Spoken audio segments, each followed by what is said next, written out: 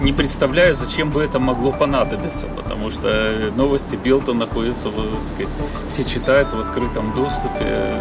У меня на этот счет нет никаких идей.